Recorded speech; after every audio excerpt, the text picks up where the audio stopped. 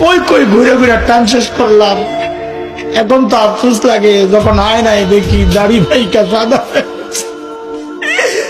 যখন দেখে চুল সাদা হয়ে গেছে বুঝি আরে টাইম তো শেষ, টাইম তো শেষ। ডাক্তার এসে বলবে যে কোনো মুহূর্তে। আমি কি করলাম? আরে ভাই, কে আমাকে আপনাকে গ্যারান্টি দিল যে আমাদের মৃত্যুর যন্ত্রণা হবে না? ওবার তো গ্যারান্টি পাওয়া মানুষ। আমাকে আপনাকে কে গ্যারান্টি দিল যে আমাদের কবরে আযাব হবে না? আবু বকর তো গ্যারান্টি পাওয়া না। কে গ্যারান্টি দিল যে জান্নাত পাওয়া যাব? ওমর তো গ্যারান্টি পাওয়া মানুষ। ওমরও ফিল জান্নাত।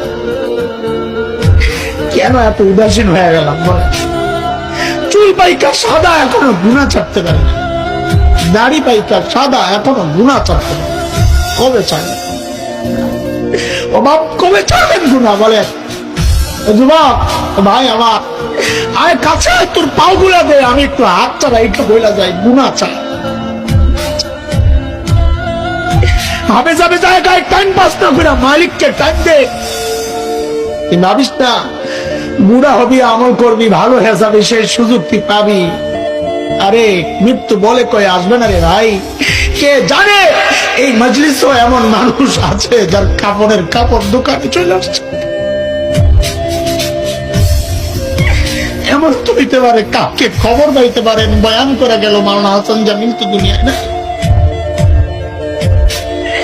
এমনও তো হইতে পারে। কোন ভরসা এইভাবে চলতেছি বলেন না? কোন ভরসা? সারাদিন মালিকের থেকে দূরে, সারাদিন দূরে, দুনিয়া দুনিয়া দুনিয়া।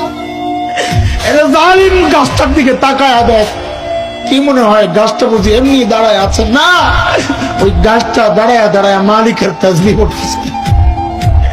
যে নিকৃষ্ট কুকুরটারে তাড়ায়া দিচ্ছ, খবর নাই ওই কুকুরটাও রুকুর হালত মালিকের তাসবিহ পড়ে। পড়ি না কে বলে আমি একটু।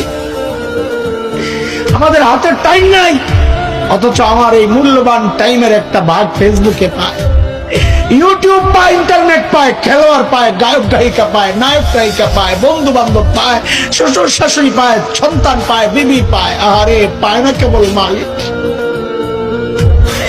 মালিককে টাইম দেওয়ার সময় আমার হাতে নাই।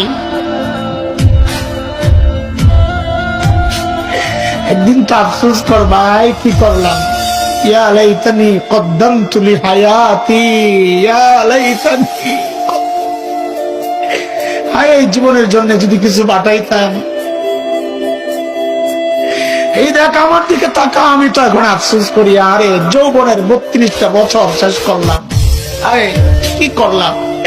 প্রতিদিন যদি একবার করে সুবহানাল্লাহ পড়তাম তো আমল নামায় কতগুলা সুবহানাল্লাহ জমা হতো।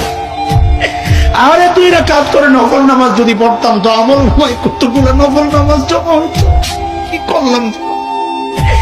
কই কই ঘুরে ঘুরে টান শেষ করলাম। এখন তো আফসোস লাগে যখন আয়নায় দেখি দাড়ি ভাইকা সাদা হয়ে গেছে, যখন দেখে চুল সাদা হয়ে গেছে বুঝি আরে টাইম তো শেষ, টাইম তো শেষ। ডাক্তার এসে বলবে যে কোনো মুহূর্তে। আমি কি করলাম? রে ভাই আমার, মালিককে টাইম দাও, মালিককে টাইম দাও। ফালতু সময় খায়ো না, নষ্ট করো না। আফসোস করতে হবে আসরের মাঠে যে হায় এই টাইম কেন নষ্ট করলাম, কেন নষ্ট করলাম। আখিরাতের পুঁজি বানাও, আখিরাতের পুঁজি বানাও। পুঁজি তো বানাইছি, কিন্তু ওই গাট্টির মধ্যে ওই আমল নামায় শুধু গুনার গুনা গুনা। পুঁজি এমন পুঁজি বানাইছি যে পুঁজি আমার জাহান্নামে নিয়ে যাবে।